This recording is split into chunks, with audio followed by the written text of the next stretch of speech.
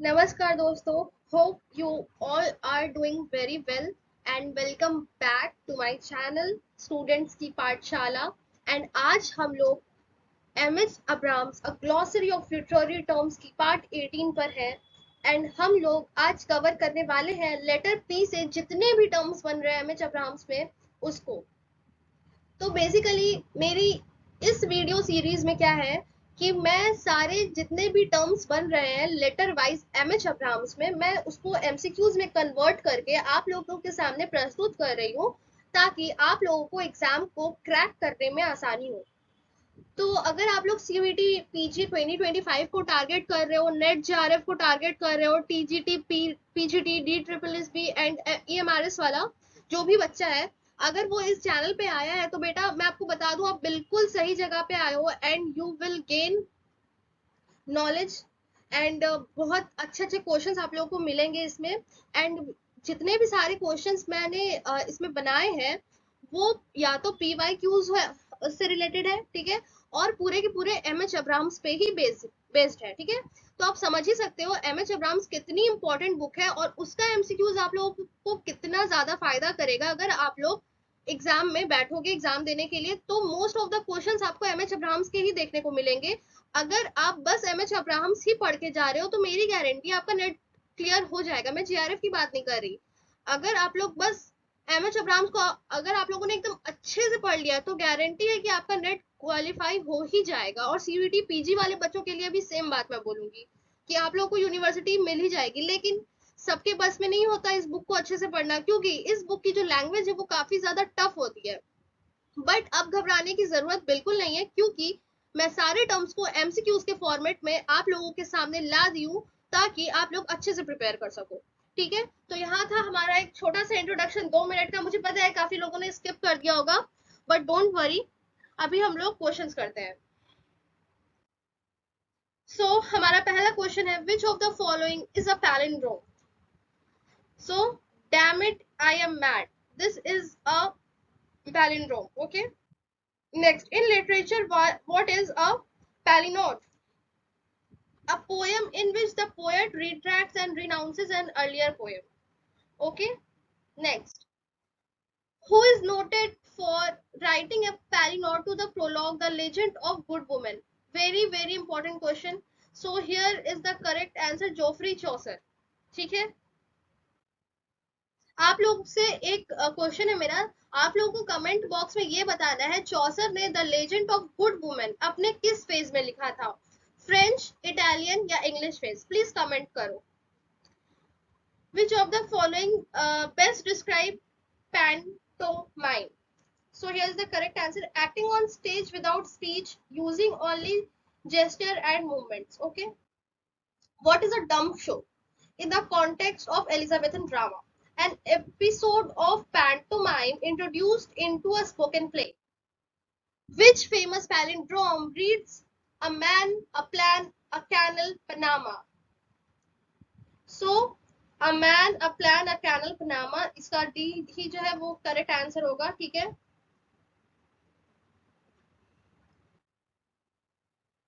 Which Elizabethan poet wrote the sonnet "Leave Me, O Love," which reaches but to dust as a palindrome? Sir Philip Sidney.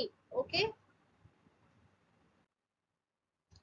What form of performance did Charlie Chaplin excel in?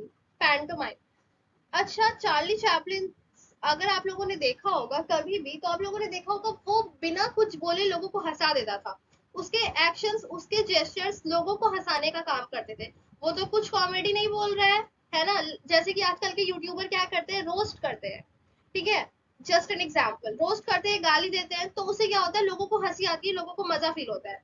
लेकिन यहाँ पे जो Charlie Chaplin जो हमारे भाई साहब है, ये बिना कुछ बोले ही अपने एक्शन से, ठीक है, लोगों को हंसाते हैं। तो this is an example of pantomime. Okay, next, which play features a famous dumb show summarizing the action to come? Hamlet. Dog note I descend, a fast never prevents a fatness, I died on court is an example of palindrome. Palindrome क्या होता है ना कि एक word है, ठीक है, तो आप लोग उसको सीधा से पढ़ रहे हो तो भी वो सेम बनेगा, उल्टा से पढ़ रहे हो तो भी वो सेम बनेगा। जैसे कि मलयालम, अगर मैं यहाँ लिखूं मल या लम, ठीक है, तो आप लोग इसको सीधा से पढ़ोगे तो ये मलयालम बनेगा। ठीक है, अगर मैं बोलूंगी कि आप इसका लास्ट लेटर से इसको पढ़ना स्टार्ट करो तो भी आंसर में मलयालम ही होगा। देखो MALAYLAM, सेम हुआ ना। तो पैलिंड्रोम वही होता है जो सीधा से भी पढ़े और उल्टा से भी वही सेम हम लोग उसको पढ़ सके। जैसे मलयालम इधर से भी वही बनेगा, मलयालम इधर से भी अगर हम लोग रीड करेंगे तो वही मलयालम बनेगा। ठीक है, सो अब हमारा नेक्स्ट क्वेश्चन क्या है, व्हाट इज अ पैराडॉक्स। एक पैराडॉक्स क्या होता है? A narrative poem about rural life. So हमारा करेक्ट आंसर होगा option number C, a statement that appears contradictory but reveals a truth. Which poet is known for exploiting paradoxes in his poetry? John Donne. In literary terms, what is an oxymoron? A phrase that conjoins two contrary terms. ठीक है, which of the following statement is an example of oxymoron? तो यहाँ पे pleasing pens, oxymoron का example क्या होता है? जो दो एकदम अलग अलग चीजें दोनों को जोड़ देना। जैसे कि प्लीजिंग पेन्स, प्लेन का ये पेन हम लोग को, दर्द कभी हम लोग को प्लीज कर सकता है क्या? नहीं ना, ये तो दोनों ऑपोजिट हो गए। तो दो ऑपोजिट वर्ड को एक साथ जोड़ के एक नया वर्ड बनाना, उसको हम लोग ऑक्सीमोरन बोलते हैं। ठीक है, ये बहुत इंपॉर्टेंट फिगर ऑफ स्पीच है एंड काफी बार पूछा जाता है एग्जाम में, सो प्लीज इसको अच्छे से स्टडी करो। हमारा नेक्स्ट क्वेश्चन है, who claimed that the language of poetry is the language of paradox? This is a very important question, very important question, mark it. And here is the correct answer, Kenneth Brooks. The originator of pastoral poetry genre was Theocritus. ठीक है, pastoral poetry मैंने आपको अपनी previous video में बताया है कि pastoral poetry क्या होती है, तो फिर से मैं आपको बता देती हूँ। पेस्टोरल पोएट्री एक ऐसी पोएट्री होती है जिसमें आप लोगों को कंट्री साइड का सीन मिलेगा। जैसे कि एक शेफर्ड्स होगा, बहुत सारी उसकी शीप्स होंगी, पहाड़ होगी, नदी होगी, एक बहुत अच्छा ग्रासलैंड होगा और पोएट जो है वहीं से कुछ उठा के डिस्क्राइब करेगा। This is called pastoral poetry, जहाँ पे आपको गाँव और देहाती सीन्स देखने को मिलेगा। ठीक है, which work is an example of pastoral elegy? So here's the correct answer, Edmund Spencer का शेफर्ड्स कैलेंडर। आप लोगों को एक काम करना है, ये सारे वर्क्स को अपने कॉपी में लिख लो। ठीक है, एकदम लिख लो एंड साइड में इसका पब्लिशिंग डेट सबका लिख लो एंड उसको याद करो और कमेंट में बताओ कितने बच्चों ने याद कर लिया और कितने बच्चों ने होमवर्क कर लिया है। ठीक है, the pastoral mode often idealizes rural life as an urban poet's nostalgic image of peace and simplicity. Okay, next. Which Renaissance work is a long pastoral romance written in prose? Philip Sidney का Arcadia. In the expanded sense used by new critics, paradox refer to all surprising deviations from common perceptions or opinions. Okay, who coined the term pathetic fallacy? So here John Ruskin. John रस खा के pathetic हो गया। सो आप लोग इसको ऐसे याद कर सकते हो, क्योंकि मैंने भी अपने टाइम पे इसको ऐसे याद किया था कि जॉन रस्क बिस्किट खा के पैथेटिक हो गया। ठीक है, तो ये बहुत ही अच्छा तरीका है याद करने का। आप लोग ऐसे कुछ कुछ ऐसे आप लोग खुद से कोरिलेट करके कुछ ना कुछ उसमें ऐसे एग्जांपल्स लगाओ कि वो आप ही को समझ में और आप उसको याद कर लो, आपको जिंदगी भर याद रह जाएगा। ठीक है, what is a pathetic fallacy? The attribution of human feelings to inanimate natural objects is called pathetic fallacy. Which of the following line is an example of pathetic fallacy as per Ruskin's definition? So, correct answer is A.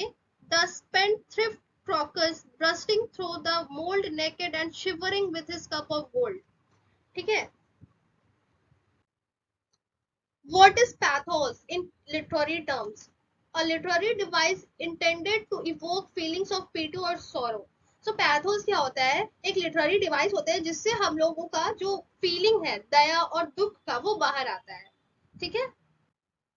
Which of the following is an example of pathos in literature?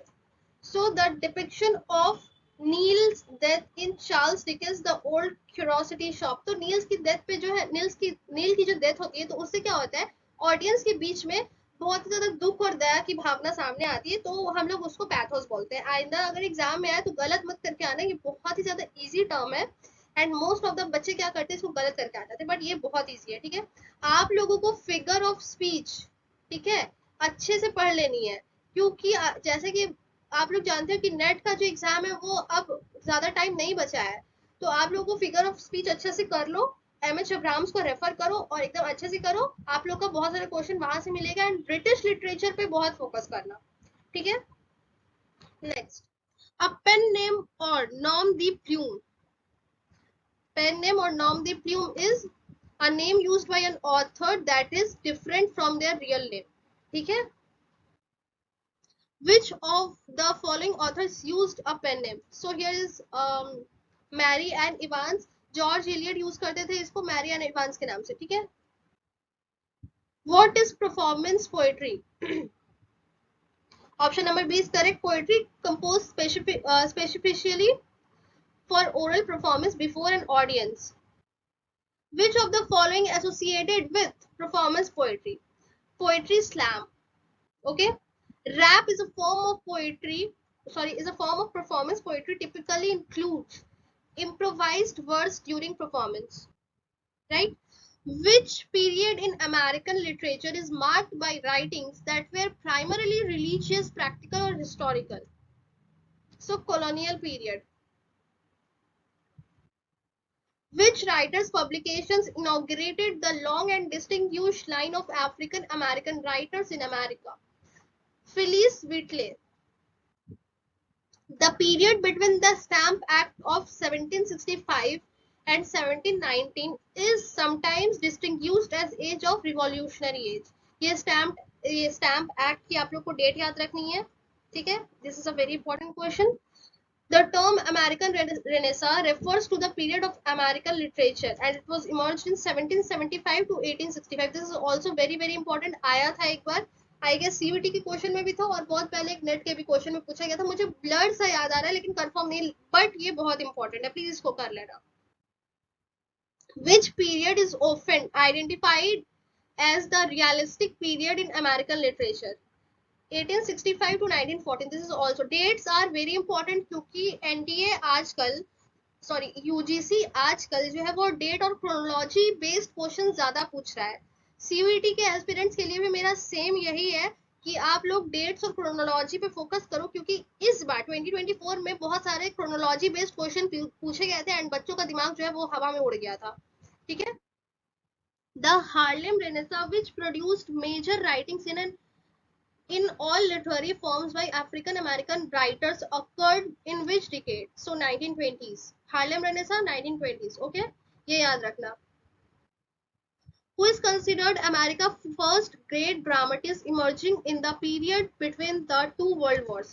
So either Eugene O'Neill. This is also very important question. First great dramatist of America. So this is the correct answer. Mark it. Okay. The post-war period following World War II saw the dominance of which critical tendency? Neo-criticism. ठीक है? The beat writers known for their anti-establishment and anti-traditional literary movements emerged in which decade? So 1950s. Okay? ये हमारा last question है.